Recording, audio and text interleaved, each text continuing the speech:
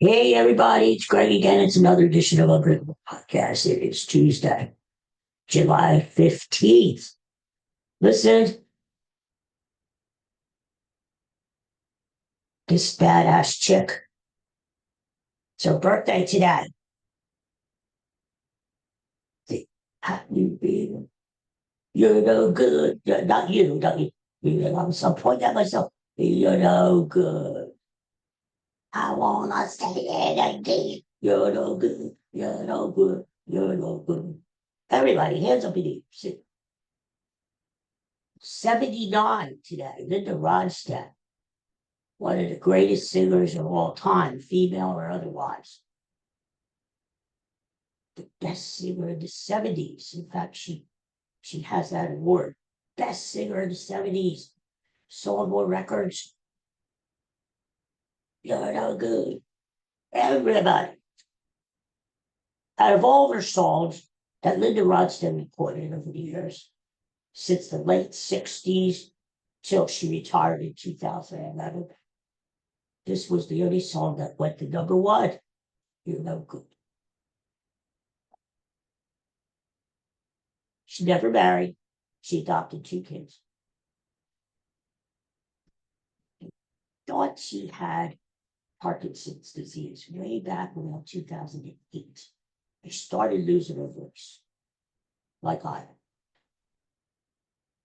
The doctors misdiagnosed her in 2019. She was diagnosed with a new disease called progressive supernova, something, blah, blah, blah, blah, palsy. Very similar symptoms as Parkinson's. Maybe. She now lives in San Francisco, leads a very quiet life. Also has a home back in her native Tucson, Arizona.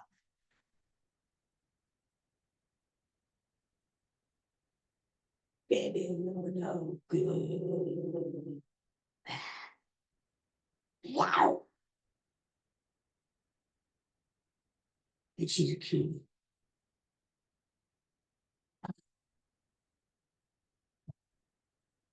A lot of relationships. J.D. Souther, Jerry Brown. I didn't know she was going out with George Lucas. She was actually engaged to George Lucas. Yes, the same George Lucas who did Star Wars.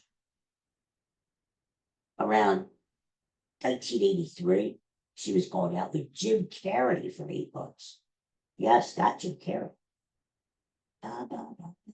Peter Asher was her longtime producer. And I've seen him before. In fact, he plays the Salisbury Theater about once a year. Peter Asher used to be known. You remember Peter and Gordon, the English duo? The Peter of that Peter is Peter Asher. And he discovered, along with George Harrison, they discovered James Taylor. Peter Asher, very close to the Beatles. In fact, Jane Asher, his sister, the redhead, used to date Paul McCartney. Everybody thought Paul McCartney was going to marry her. But as soon as he never did, Jane Asher was still kicking too. Anyway, what a story, huh? Linda Ronstadt. There's a biography about her. She wrote her autobiography. There's a documentary about her. When I was growing up, I liked her. I liked her music. I wasn't a super fan, but I liked her music.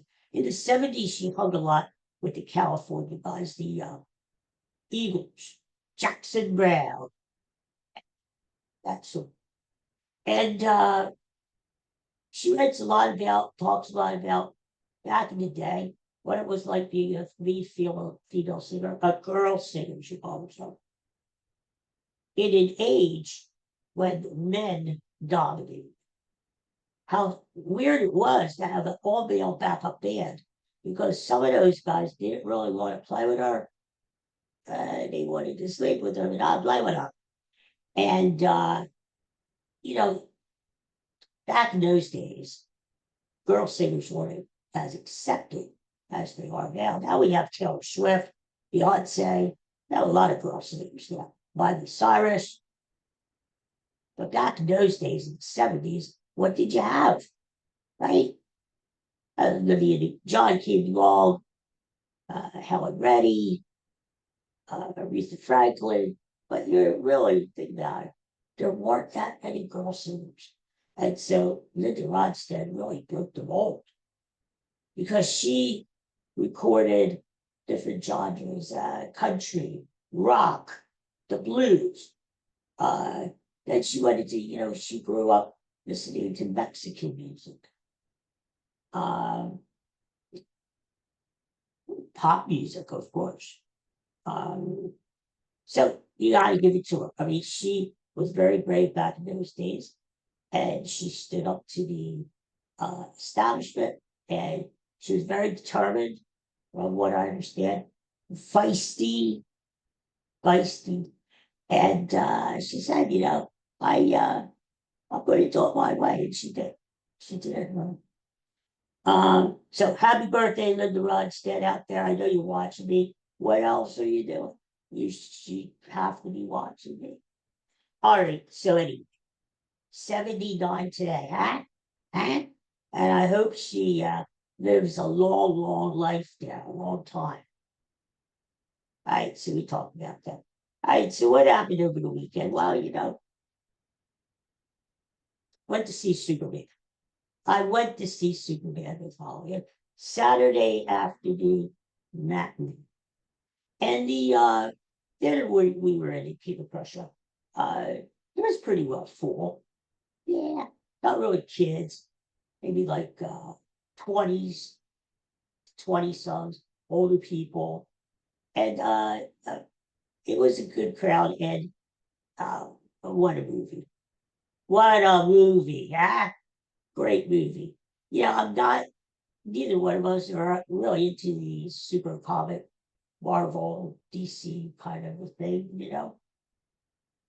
But hearing all these reports, Superman is great. You gotta go see it. We did. And I was the one. I was the one who said, who really like encouraged her, maybe even bugged her to say, let's go see Superman. Let's do it. Let's see Superman. And we did. And we had a great time. It was a lot of fun. Lot of fun. The dog stole the show. Crypto. Super good. Speaking of dogs, they're not here right now, just the remnants of their toys. You see that? That's Lammy and Ducky on my bed. Right up this morning by the one and only Coco, who's also a super dog. They won't be making an appearance today. They won't be walking through my bedroom door there because they're both out getting groomed. Yes, they're getting groomed. They're getting beautified as I speak right now. They probably haven't taken a bath, getting rid of all the feces, and getting a little haircut there. And they hate it, but they look so good. They smell great. So they'll be good for 6 weeks. Kind of like Daddy, who gets groomed here, Daddy, every 4 or 6 weeks. So anyway, so Superman was great. The guy who played him, David Cornwell, or whatever, never heard of him before. Great, great job. He makes Superman very relatable, very human. The chemistry with the girl who plays Lois Lane, just great. All the support players, just great. Special effects, great. It's just a fun movie. You go and you get some popcorn, which I did. And you get some popcorn and you sit there and you munch on the popcorn and you watch the movie. It's a summer blockbuster. It made over $122 million this weekend, just in the US alone. And go see it. It's a lot of fun. Apparently, the last few superhero movies have been kind of dark and depressing. Again, I don't get into superhero movies, but this is the opposite of that. It's fun, it's bright, funny. It's just, it's got your usual tension. The villain, Superman's a power peril, and I don't really give the ending away, but you kind of know, right? So it's a fun beat. Oh, what else is going on? Oh, over the weekend, 40 years since Live Aid. Yes, Live Aid here in Philadelphia, well, close to me from, and in London. And what did the original MTV VJs, her name was Martha Quinn, cutie herself. She had something on X over the weekend. I think it was Sunday. Who was the first act to play Live Aid? And I answered her and said status quo, which is true. Status quo was an English group, and since London, the concert over there started before Philly, because they're 5 hours ahead, naturally, whatever English group or artist went first would be the first one to kick it off. So it was status quo, and they were singing "Rocking all over the world." I like it, I like it, I like it, I like it, rock it all over the world. Anyway, status quo. And she wrote back to me, Martha Quinn, all gold medals. Anyway, Live Aid, I remember it very well. That day, I watched a little bit of it in the morning. I had to go to work for a few hours. At that time, I was in college, and I was working part-time up the street at the nursing home. And I went up there, did a few hours of work, came back, watched the rest of Live Aid. And I saw the important parts. I saw both the morning when Phil Collins was playing in London. He jumped on the Concorde, zoomed right across the country to Philadelphia, actually landed at JFK Airport, took a helicopter down from New York to Philly. Helicopter dropped him off Philly, and he sang later that night in Philadelphia. The only artist to do it. At the time, he had a solo album out called No Jacket Required. And he said, how can I not let you walk away? Against the odds, which is a great song. And he got on the drums and he did some stuff with some other bands with Philly too. But the Philly part of it was great. He had Brian Adams in the morning, who he was just starting out. And there he is in Philadelphia with his band kicking ass. I mean, all this you can look up, you could Google and go on Zoom. There is a box set, which I have, called Live Aid, and it gives you about all the performances. Actually, they screwed up. I mean, we're talking about 1985, back in the Stone Age, and they screwed up. They thought they were recording all the concert where they did it. They was some of the performers. So, but Philly had Mick Jagger and Tina Turner at the end. Philly had Hall and Oates, who were hot at the time, Bob Dylan, and then you had these celebrities in between the musical acts while they were changing the equipment on stage. You had Jack Nicholson running back and forth saying, all right now, the transcendent one, Bob Dylan.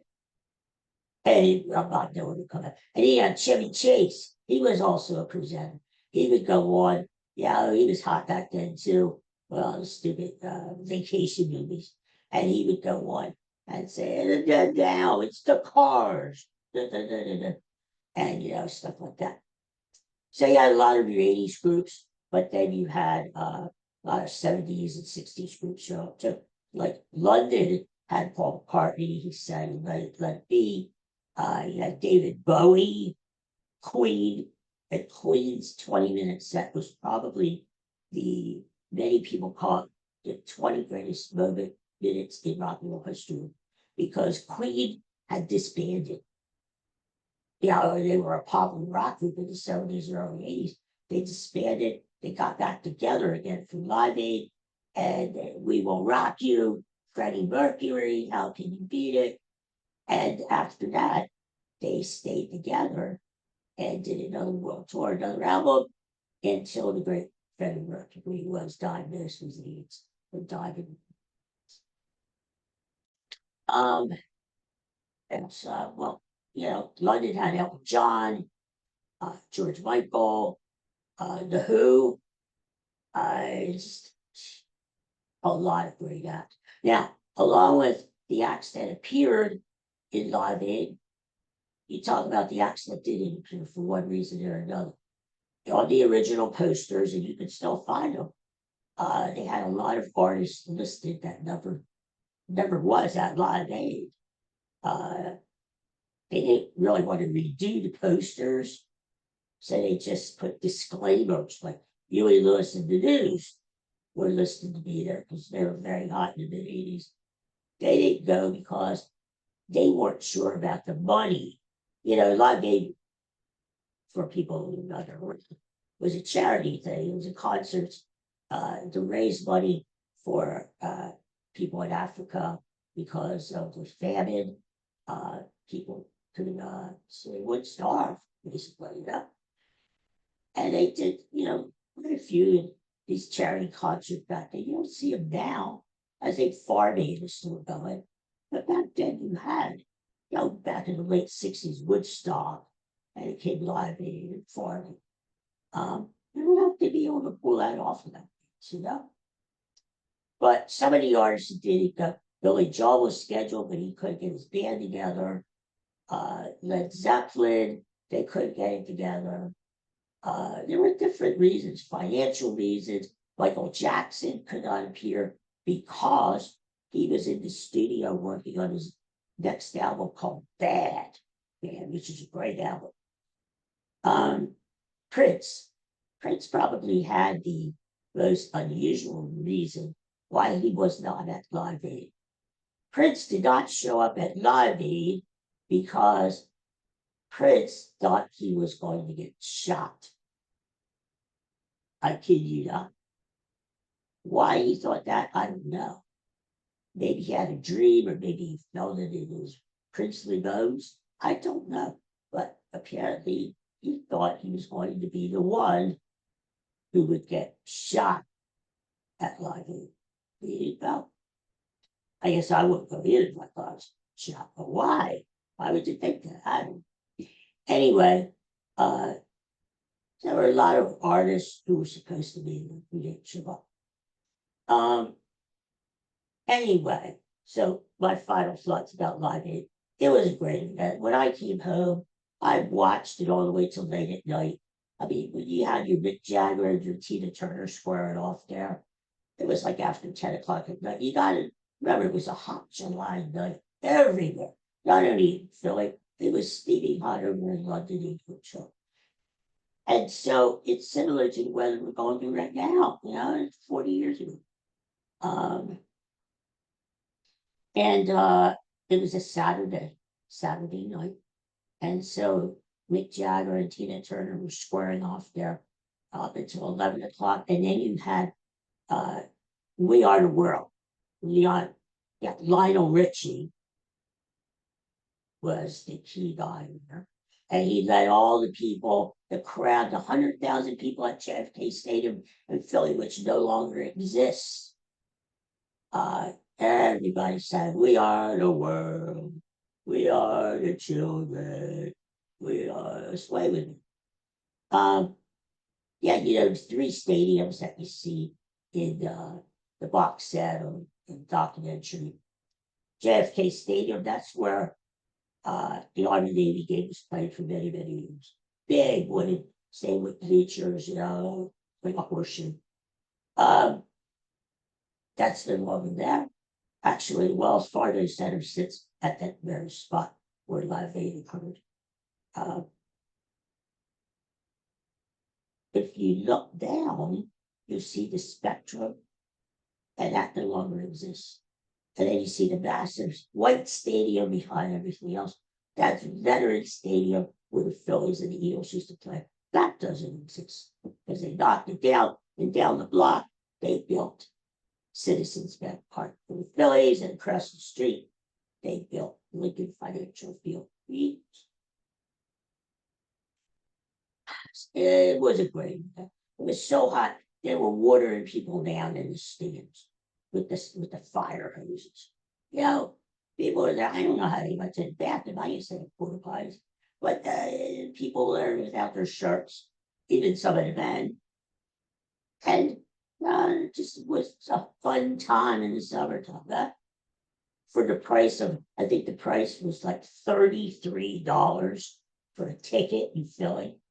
$33, and you got to see all these acts live. What the hell?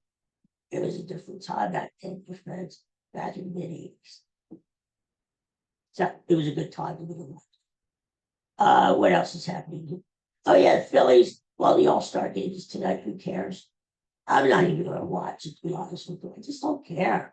Back when I was growing up as a kid, the All-Star game was a big deal. It was a National League versus American League.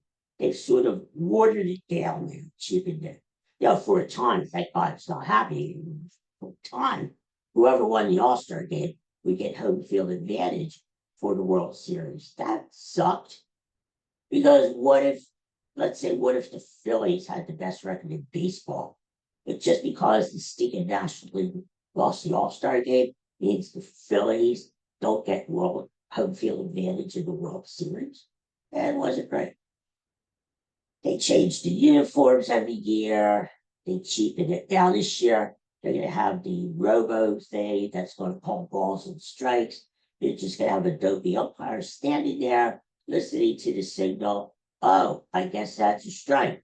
And then he signals, right. And that's how the game proceeds. Stupid, stupid, stupid. Phillies are in first place. Yes, by the skin of their teeth, but they are in first place in National League East. And they only have one representative, Kyle Schwarber. Zach Wheeler actually was named to the team. He declined because he wants to rest. And he wants to get ready for the second half of the season. Wheeler knows that the important thing isn't the All-Star game, which doesn't count in the second half of the season, getting into the playoffs and getting to the World Series and winning the World Series.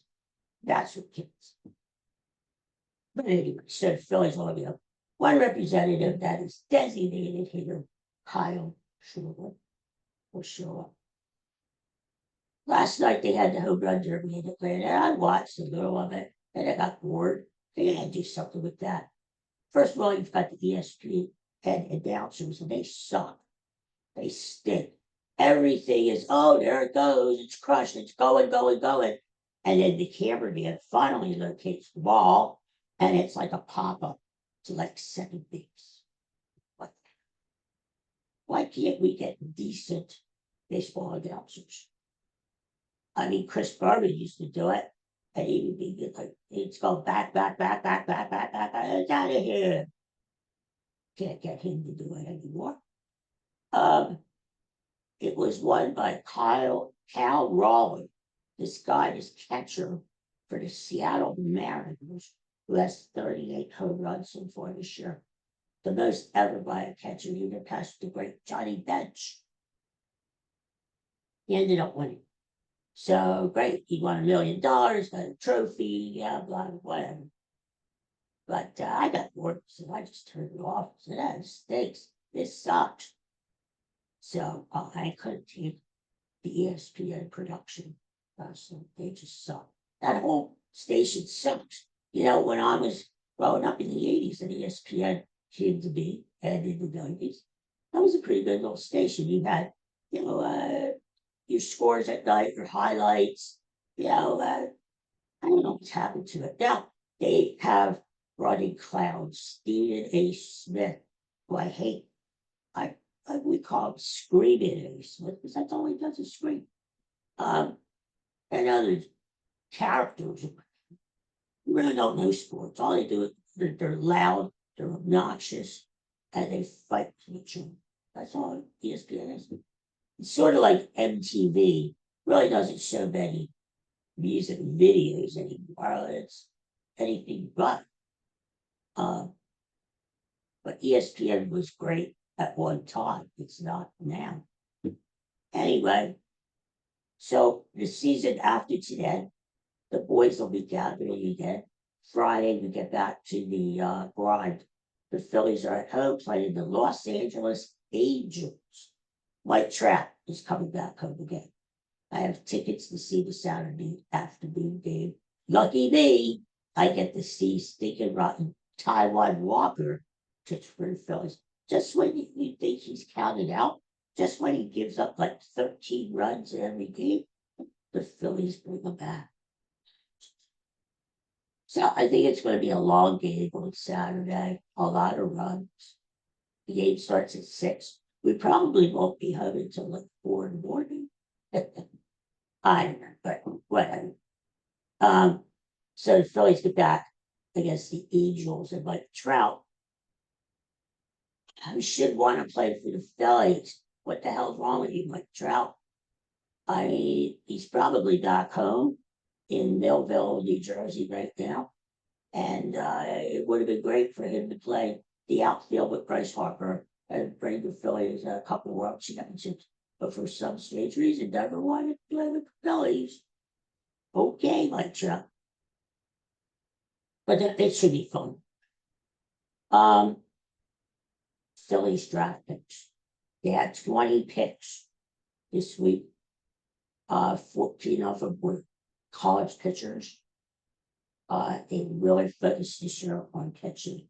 The first 8 picks were college pitchers. The number 1 pick number 26 in the first round, a kid named Gage, Gage. But what are these names?